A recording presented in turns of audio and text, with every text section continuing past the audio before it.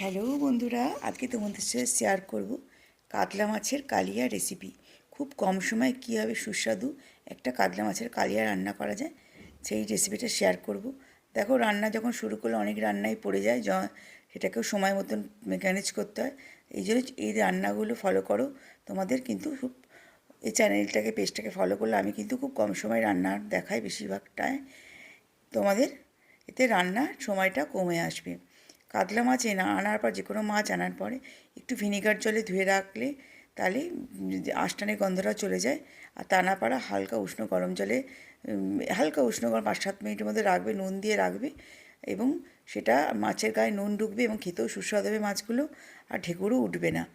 এবার মাছগুলোকে ভালোভাবে হলুদ এবং ভাজার আগে ঠিক নুন মাখিয়ে তেলের মধ্যে যদি একটু আটা দিয়ে দাও, তেল ছিটকাবে না তেলের মধ্যে। আমি এখানে আটা দিইনি, যে দেখলাম যে ভালো করে মাছটাকে জল নেই গায়ে, আমি আর আটা দিইনি।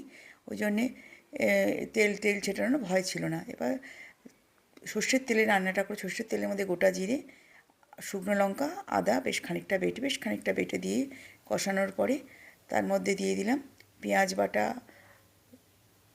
রসুন, বেশ খানিকটা রসুন, আর 700-র মতন মাছ ছিল, ভালোভাবে দিয়ে কষিয়ে, খুব বেশি তেল নয় কিন্তু, দেখো প্রথমেই যে ভালো করে কষানোর পরে আবার একটু টমেটো, দুটো বড় বড় টমেটো, তার মধ্যে একটু মিট মশলা, কাশ্মীরি মির্চ, নুন আর চিনি ভালোভাবে বেটে নিয়েছি।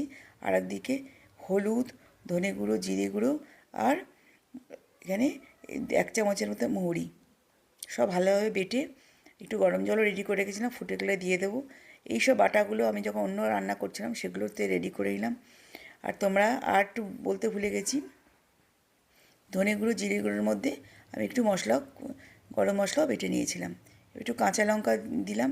আমার কিন্তু চিনি টমেটো বাটার মধ্যে দিয়েছি, একটু চিনি দুদানা দিয়েছি, ভালো লাগবে খেতে। সব দেওয়ার পরে বেশ খানিকটা নাড়াচাড়া করার পরে যখন জল ছেড়ে দিল, তখন গরম জলটা মিশিয়ে মাছগুলো দিয়ে 5-7 মিনিট ঢাকা দিলেই আমাদের কাতলা মাছের কালিয়া রেডি। যদি তোমরা ভালোবাসো, এখানে একটু 2 চামচ দই ফেটিয়ে দিতে পারো আঁশটাকে বন্ধ করে। আর আদারওয়াইজ আর ধনে পাতা ভালো তারাও দিতে পারো। আমি দুটোই দিনই মাছটা এভাবে করবে, খুবই ভালো লাগবে, খেতে সুস্বাদু হয়েছিল। আর গোটা গরম মশলাটা বাটবে, বেটে দেবে, সেই স্বাদটা কিন্তু আলাদা পাওয়া যায়। অবশ্যই রেসিপিটা ভালো লাগলে একটা করে ফলো, নতুন হলে সাবস্ক্রাইব দিও, আর যদি ভালো লাগে শেয়ার করো। আর আমার চ্যানেলের পাশে থেকে অনেক ছোটো ছোটো টিপস এবং কিছু সহজে তাড়াতাড়ি সময় বেঁচে কীভাবে রান্না করা যায় সব কিছু রেসিপি আমি দিই, ভালো লাগবে আমার। অবশ্যই রেসিপিটা ভালো লাগলে আর কমেন্ট লিখো।